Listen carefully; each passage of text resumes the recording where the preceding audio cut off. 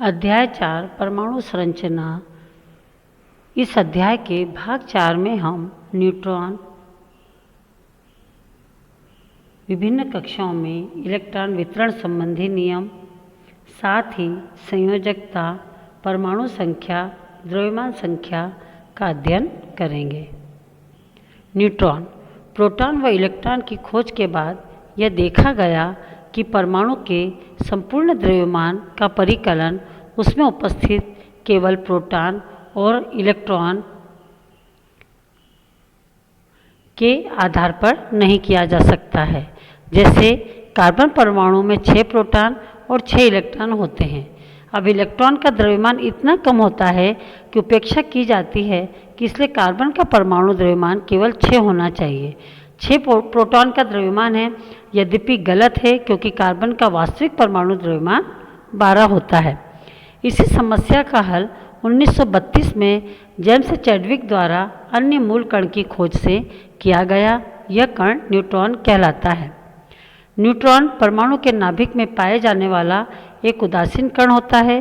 सामान्यतः हाइड्रोजन परमाणु जिसमें कोई न्यूट्रॉन नहीं होता है, सभी तत्वों के परमाणु में न्यूट्रॉन होते हैं। न्यूट्रॉन को n से दर्शाया जाता है। अतः परमाणु का द्रव्यमान नाभिक में उपस्थित प्रोटॉन व न्यूट्रॉन के द्रव्यमान के योग के द्वारा प्रकट किया जाता है। तो न्यूट्रॉन के द्रव्यमानों के योग के द्वारा किस किस का, कभी भी हम यदि द्रव्यमान संख्या को जब देखेंगे तो हम बताएंगे कि प्रोटॉन का योग और न्यूट्रॉन का योग बराबर किसके बराबर होता है? द्रव्यमान संख्या के बराबर होता है। अब हम विभिन्न कक्षाओं में इलेक्ट्रॉन वितरण संबंधी नियम देखेंगे। परमाणु में इलेक्ट्रॉन नाभिक के चारों ओर विभिन्न कक्षाओं में घूमते रहते हैं। किसी परमाणु के सभी इलेक्ट्रॉनों को उसके विभिन्न कोशों में प्रदर्शित करना तत्व का सरल इलेक्ट्रॉनिक विन्यास कहलाता है। परमाणु की विभिन्न कक्षाओं में इलेक्ट्रॉनों के वितरण के लिए बोरबरी ने कुछ नियम प्रस्तुत किए, जिसे हम बोरबरी स्कीम के नाम से जानते हैं।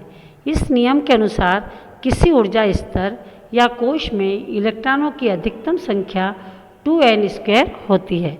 कभी कभी रिक्त स्थान में यह छोटा प्रश्न पूछा जाता है कि इलेक्ट्रॉनों के वितरण के लिए कौन सा सूत्र होता है, तो हम 2n² देंगे।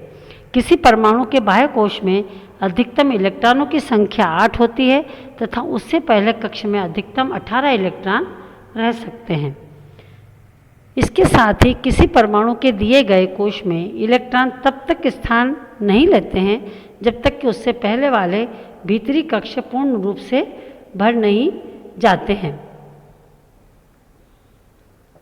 अब मैं आपको प्रत्येक कक्षा में इलेक्ट्रॉनों की संख्या 2n² के हिसाब से किस प्रकार से हम भरेंगे उसको मैं आपको यहाँ से समझाऊंगी। हम जानते हैं कि प्रथम कोश के लिए हम क्या सिंबल यूज़ करते हैं? के।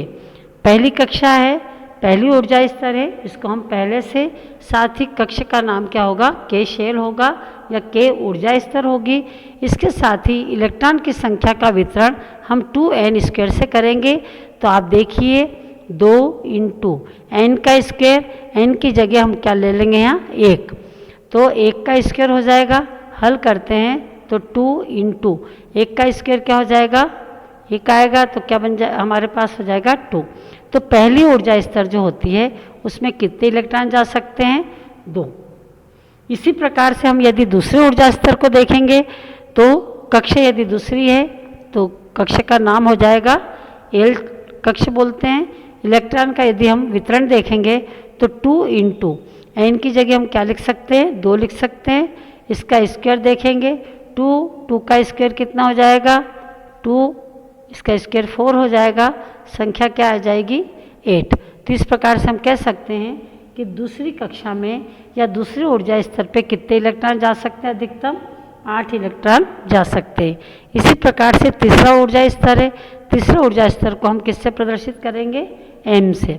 और इसको इस प्रकार से लिखेंगे 2 × 3 का स्क्वायर, तो कितना हो जाएगा? 2 × 3 का स्क्वायर 9, ये हो जाएगा 18। तो तीसरे ऊर्जा स्तर पे कितने इलेक्ट्रॉन आ सकते हैं? 18। इसी प्रकार से जब हम चौथे ऊर्जा स्तर को देखेंगे तो इसको हम n से प्रदर्शित कर सकते हैं। और 4 का स्क्वायर 16, तो 16 इंटू 2 कितना हो जाएगा 32। तो इस प्रकार से हम चारों ऊर्जा स्तर का और भी आगे हम बढ़ सकते हैं, 5वीं कक्षा में जा सकते हैं, 6ठी कक्षा में जा सकते हैं, किंतु हमें अभी 4 कोश तक का या 4 कक्षा तक का दिमाग में रखना है।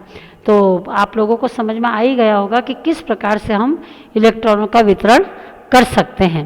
पहले ऊर्जा स्तर पे कितने जाएंगे, दूसरी ऊर्जा स्तर पे कितने इलेक्ट्रॉन जा सकते हैं, तीसरे ऊर्जा स्तर पे कितने जा सकते हैं, चौथे ऊर्जा स्तर पे कितने जा सकते हैं। अब हम देखेंगे संयोजकता। तो संयोजकता परमाणु का बाह्य कोश संयोजकता कोश या संयोजी कोश कहलाता है। बाह्य कोश के इलेक्ट्रॉन संयोजक इलेक्ट्रॉन कहलाते हैं। तत्व की संयोजकता उनके इलेक्ट्रॉनिक विन्यास से निम्न नियमों के आधार पर ज्ञात की जा सकती है। क्यों? क्योंकि परमाणु का जो बाह्य कोश होता है उसको में क्या होता है कि इलेक्ट्रॉन रहते हैं, और अभी जो इलेक्ट्रॉन संयोजी इलेक्ट्रॉन अपन ने जहाँ चर्चा की है, तो जो संयोजी इलेक्ट्रॉन होते हैं वे क्या करते हैं कि साझेदारी करते हैं या दूसरे परमाणु में इलेक्ट्रॉनों का स्थानांतरण करते हैं। तो इस कारण से जो साझेदारी करते हैं इसी कारण से तत्व के बाह्यतम कोश को हम संयोजी कोश भी कहते हैं और इलेक्ट्रॉन को संयोजी इलेक्ट्रॉन भी कहते हैं। अब पहला पॉइंट यहाँ आ रहा है कि जिन तत्वों के सभी कोश पूर्ण होते हैं उनकी संयोजकता 0 होती है। जैसे उदाहरण में आता है निष्क्रिय गैसें, क्योंकि यदि उनका अष्टक पूर्ण है तो वो किसी से क्रिया भी नहीं करेंगी। आपने देखा होगा कि यदि उसका पूर्णता होगी, जिस प्रकार से, जैसे मैं एक आपको उदाहरण बताती हूँ, हीलियम है। हीलियम का परमाणु क्रमांक कितना होता है 2 होता है। हम यदि इसका इलेक्ट्रॉनिक विन्यास करें तो इसके कितने इलेक्ट्रॉन होंगे 2 होंगे। तो इसके जब ऑर्बिटल में कितने होते हैं 2 इलेक्ट्रॉन होंगे, तो अष्टक इसका क्या है पूर्ण है। इस कारण से न ये किसी को इलेक्ट्रॉन देगा न लेगा। इस कारण से इसको क्या निष्क्रिय गैसों के अंतर्गत में रखा जाता है। इसी प्रकार से दूसरा हमारा पॉइंट आ रहा है अपूर्ण बाह्यतम कोश। तो अपूर्ण बाह्य कोश वाले तत्वों की संयोजकता बाह्य कोश में उपस्थित इलेक्ट्रॉनों की संख्या पर निर्भर करती है। जैसे किसी तत्व के बाह्य कोश में 1, 2 या 3 इलेक्ट्रॉन वाले तत्व हों तो उनकी संयोजकता कितनी होती है 1, 2 और 3 होती है। इसी प्रकार से मैं आपको एक उदाहरण के लिए बताती हूँ कि बाह्य कोश, समझ लो हमने क्या लिया है लिथियम। लिथियम का परमाणु क्रमांक कितना होता है 3 होता है। यदि हम इसका इलेक्ट्रॉनिक विन्यास करेंगे तो 2 और 1 होता है। तो इसके बाह्य कोश में कितने इलेक्ट्रॉन हैं 1 इलेक्ट्रॉन है। इस कारण से इसकी संयोजकता कितनी होगी 1 होगी। तो इसी प्रकार से हम 2 वाले को भी देख सकते हैं। 2 वाले में हम किसको देख सकते हैं बेरिलियम को देख सकते हैं। बेरिलियम इसका परमाणु क्रमांक कितना होता है 4 होता है। 4 का जब इलेक्ट्रॉनिक विन्यास करेंगे तो क्या होगा 2 और 2 होगा। कितना हो जाएगा 2 और 2 होगा। तो इसके बाह्यतम इसकी संयोजकता कितनी हो जाएगी 2 हो जाएगी। तो इस प्रकार से अपन संयोजकता को ज्ञात कर सकते हैं। इसके आगे ही लिखा है कि यदि बाह्य कोश में कितने इलेक्ट्रॉन हो 4 हो 4 से लेकर के 7 इलेक्ट्रॉन वाले तत्वों की संयोजकता हम कैसे ज्ञात करेंगे 8 - n वाले सूत्र से। समझ लो किसी के बाहरी कोश में कितने इलेक्ट्रॉन हैं 5 इलेक्ट्रॉन हैं, तो उनकी संयोजकता को हम कैसे ज्ञात करेंगे। अब 5 वाला 1 इलेक्ट्रॉन अपन लेते हैं, समझ लो नाइट्रोजन है। नाइट्रोजन का परमाणु क्रमांक कितना होता है 7 होता है। तो पहले कोश में तो कितने जाएंगे 2 जाएंगे। अब हम जानते हैं कि दूसरी ऊर्जा स्तर पर कम से कम कितने इलेक्ट्रॉन जा सकते थे 8 इलेक्ट्रॉन जा सकते थे, किंतु यहाँ कितने बच रहे हैं 5 ही बच रहे हैं। तो अभी ये कितने इलेक्ट्रॉन और ग्रहण कर सकता है 3 इलेक्ट्रॉन अष्टक पूर्ण करने के लिए ले सकता है। तो इस कारण से इसकी संयोजकता हम क्या करेंगे कि अष्टक पूर्ण करने के लिए 3 इलेक्ट्रॉन और ले सकता है। तो इसकी संयोजकता को ज्ञात करने के लिए हम इस सूत्र का प्रयोग करेंगे 8 - n। तो कितना हो जाएगा 8 - 5। तो इसकी संयोजकता कितनी आ जाएगी 3 आ जाएगी। इसलिए नाइट्रोजन कभी कभी 5 संयोजकता भी प्रदर्शित करता है और कभी 3 भी कर सकता है। आपने देखा होगा कि नाइट्रोजन के 5 ऑक्साइड्स बनते हैं ना, पेंटा ऑक्साइड तक बनते हैं। नाइट्रोजन का oxide, try oxide, dioxide, pentoxide, इस प्रकार से ये दूसरे तत्वों से क्रिया कर सकता है। तो हम बता सकते हैं कि किस प्रकार से अपन संयोजकता को निकाल सकते हैं। अब तीसरा पॉइंट आता है संक्रमण तत्वों की संयोजकता उनके बाह्य कोश तथा उससे पहले वाले कोश के इलेक्ट्रॉनों पर निर्भर करती है। अब यहाँ संक्रमण तत्व का अर्थ होता है कि ऐसे तत्व जिनकी संयोजकता 2 या 2 से अधिक हो, तो ऐसे तत्व क्या करते हैं, संक्रमण तत्व कहलाते हैं। और उनकी संयोजकता क्या होती है, बाह्य कोश पे भी डिपेंड करती है, उसके साथ ही जो उससे पहले जो ऑर्बिटल भरा जाता है उस पर भी डिपेंड करती है। जैसा कि हमने बहुत बारी के नियम में देखा था कि इलेक्ट्रॉन उच्च ऊर्जा स्तर से निम्न ऊर्जा स्तर पर आ सकता है और ऊर्जा को ग्रहण करके निम्न ऊर्जा स्तर से उच्च ऊर्जा स्तर पर जा सकता है। इसी प्रकार से अब हम परमाणु संख्या और परमाणु क्रमांक का अध्ययन करेंगे। परमाणु संख्या किसी तत्व के परमाणु के नाभिक में उपस्थित प्रोटॉन की संख्या उस तत्व का परमाणु क्रमांक या परमाणु संख्या कहलाती है। नाभिक में उपस्थित प्रोटॉन की संख्या क्या कहलाती है, परमाणु संख्या या परमाणु क्रमांक कहलाती है। इसको Z से प्रदर्शित करते हैं।